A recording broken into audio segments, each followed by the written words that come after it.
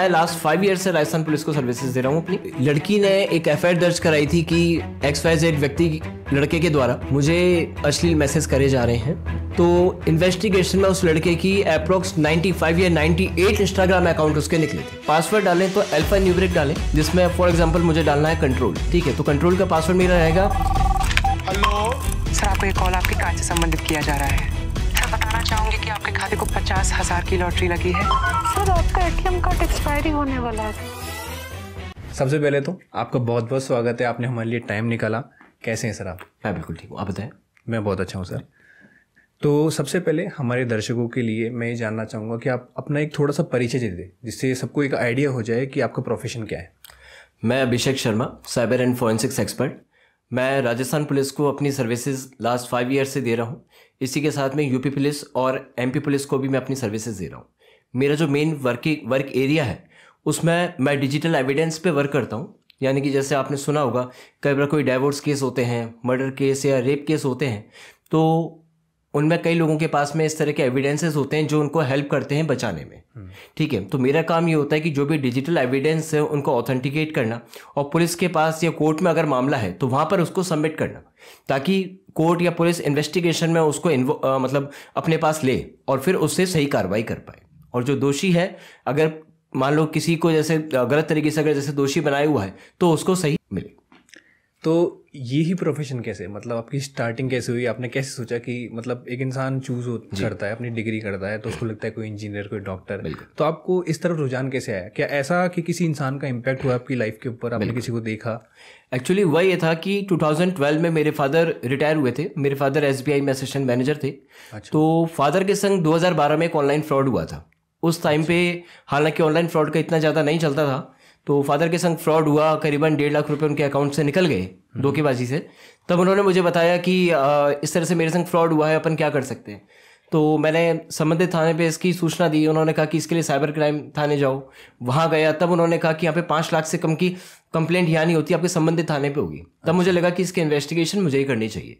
तो फादर ने उस पर्सन से जितने भी बातचीत करी वो सारा मैंने कॉल का रिकॉर्ड उनके फ़ोन में से निकाला, पूरा मैंने मेंटेन किया कि कब कब बात हुई है।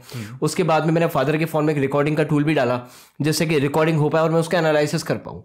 इसी के साथ में मैंने दिल्ली क्राइम ब्रांच को मैंने एक मेल डाला था कि इस तरह से XYZ नाम की कंपनी है जिसके द्वारा धोखाधड़ी करी गई है, और धोखाधड़ी करने के साथ में इन लोगों ने और भी लोगों के संग मतलब धोखाधड़ी करी है। तो जिस पोर्टल पे उनकी शिकायत थी वो सारा मैंने उनको दिया। कंप्लेंट डालने के महीने 1.5 महीने बाद में मेरे फादर के पास कॉल आया कि सर आपने कंप्लेंट रेज की है, क्या है ये? तो फादर ने कहा कि मेरा बच्चा वहीं रहता है। मैं वहाँ गया, उनसे मैं मिला। तब मैंने उनकी इन्वेस्टिगेशन में हेल्प करी कि ऑनलाइन फ्रॉड हुआ है, ये इसका IP है, आप इसकी IP की लोकेशन निकालोगे तो इस तरह से ये होगा।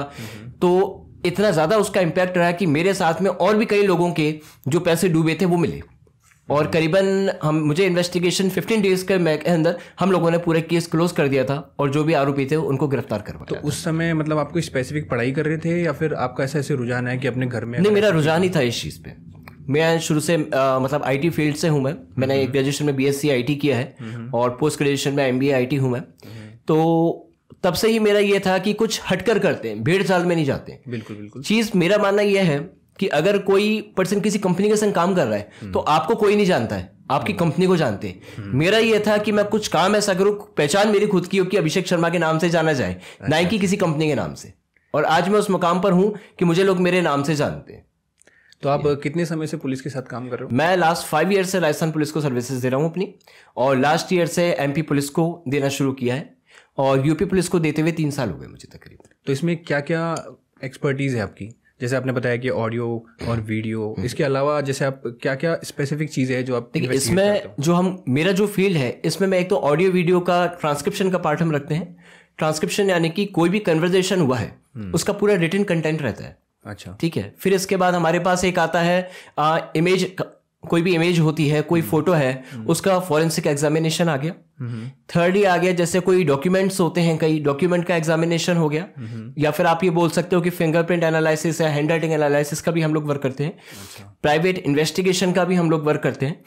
जैसे कई बार पुलिस के पास इस तरह के टास्क आते हैं कि किसी अपराधी को सर्च कर रही है पुलिस, नहीं मिल पा रहा है, तो फिर हम अपने तरीके से उसके बारे में कहीं ना कहीं से पता करने की कोशिश करते हैं, और जैसे ही कंफर्म होता है कि हाँ ये अपराधी फलां जगह पर छुपा हुआ है, उसी समय पुलिस को सूचना देना ताकि पुलिस वहां पर दबिश करके उसको गिरफ्तार कर सके या फिर अपनी कार्रवाई आगे की कर सके। अच्छा सर, आजकल जैसे हम देख रहे हैं कि सोशल मीडिया का दौर चल गया है। सोशल मीडिया हर एक इंसान के लिए एक बहुत बड़ी चीज़ हो गई है। मतलब हम अपना एक बहुत टाइम का एक बहुत बड़ा हिस्सा जो है हम सोशल मीडिया को दे रहे हैं। तो सोशल मीडिया के थ्रू बहुत सारे फ्रॉड्स हो रहे हैं। जैसे कि अगर आपकी फेसबुक, इंस्टाग्राम ये आईडी हैक हो जाती है तो उससे इंसान किस लेवल तक आपको इम्पैक्ट पहुंचा सकता है। मतलब एक फ्रॉडस्टर है, अगर उसने कर लिया आपका हैक तो आपको किस लेवल तक इम्पैक्ट पहुंचा सकता है और उसके लिए आपको क्या करना चाहिए। बिल्कुल, देखिए आपने सही कहा कि आजकल जो फ्रॉड का तरीका निकला है वो ज़्यादा सोशल मीडिया का ही निकला है। बिल्कुल ठीक है, तो इसमें सबसे पहले तो ध्यान में आपको ये रखना चाहिए कि जो भी आप पासवर्ड डाल रहे हो, पासवर्ड आप इजी मत डालो। इजी यानी कि कई लोग अपना डेट ऑफ बर्थ डाल देते हैं, वाइफ का डाल दिया, बच्चे का डाल दिया, मैरिज एनिवर्सरी की डेट डाल दी, वो कभी भी मत डालें। इसके अलावा इजी सा पासवर्ड ना रखें। जैसे मेरा नाम अभिषेक है तो अभिषेक @123 कोई भी क्रैक कर सकता है। जैसे हैकिंग के कई सारे मोड्स होते हैं, DDoS अटैक होता है और भी कई होते हैं, ब्रूट फोर्स अटैक होता है जो पावरफुल हम मानते हैं। उससे अगर आपका पासवर्ड ईजी है तो कोई भी उसको ब्रेक कर सकता है। पासवर्ड डालें तो अल्फा न्यूमेरिक डालें, जिसमें फॉर एग्जांपल मुझे डालना है कंट्रोल्ड। ठीक है, तो कंट्रोल का पासवर्ड मेरा रहेगा C, फिर देन O की जगह आप 0 डाल सकते हैं, NTR0 2 बार :ED। इस तरह का अगर आप पासवर्ड डालोगे तो हैक कर पाना किसी के लिए मुश्किल है। मतलब कि जैसे स्पेशल सिंबल्स को अगर अपन इंक्लूड कर लें, जो उसके दिखने वाला के स्पेशल, अपर, लोअर, न्यूमेरिक, इन सब के कॉम्बिनेशन से आप डालें। दूसरी चीज ये है, किसी भी अनजान के सिस्टम पर कभी भी लॉगिन ना करें, स्पेशली साइबर कैफे में। कई लोग ये करते हैं कि की लॉगर्स करके कुछ टूल्स आते हैं। की लॉगर में यह है, आपने सिस्टम चालू किया तभी से वो उसके इवेंट कैप्चर करना शुरू कर देता है। आपने अगर एक स्पेस बार भी दबाया है तो स्पेस बार का भी रिकॉर्ड आएगा कि आपने कितने बज के कितने मिनट पर ये स्पेस बार दबाया है।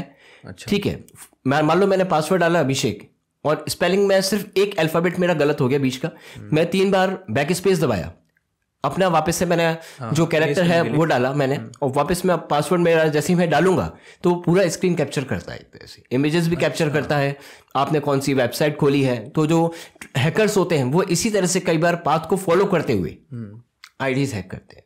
तो जिस तरीके से आप बोल रहे हो कि साइबर कैफे में हमको नहीं डालना है जी, तो क्या एक हैकर उसके थ्रू आपकी पूरी इंफॉर्मेशन निकाल सकता है? बिल्कुल।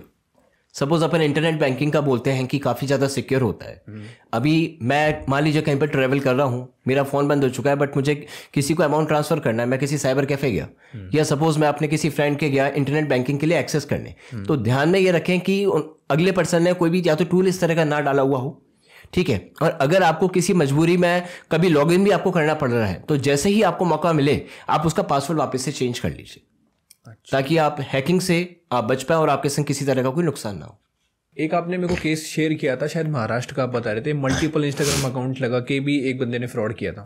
नहीं, ये महाराष्ट्र का नहीं था, ये जयपुर का ही था मामला। अच्छा अच्छा। जिसमें लड़की ने एक FIR दर्ज कराई थी कि XYZ व्यक्ति लड़के के द्वारा मुझे अश्लील मैसेज करे जा रहे हैं। तो पुलिस ने तुरंत कार्रवाई करते हुए उस लड़के को गिरफ्तार करा। उसके पास से मोबाइल और लैपटॉप उसके जब्त करे गए। इन्वेस्टिगेशन मैंने ही करी थी पुलिस के संग इस केस में। तो जब पूछताछ हमने करी तो उसका कहना था सर मेरे तो सिर्फ 5 इंस्टाग्राम ID है। तो जब हमने उसको FIR का बताया भाई लड़की ने इसमें 15 आईडियों का हवाला दिया है, तो उस लड़के का ये कहना था सर मैं मानता हूँ मेरी 5 ID हैं, 10 आईडियाँ इस लड़की ने ही बनाई है। तो जब उन 10 ID के और उन 15 ID के हमने IP एड्रेस निकाले, उन सबकी लोकेशन उस लड़के की आई। तो डाउट हुआ हमें कि हो सकता है इसके और भी IDs हो।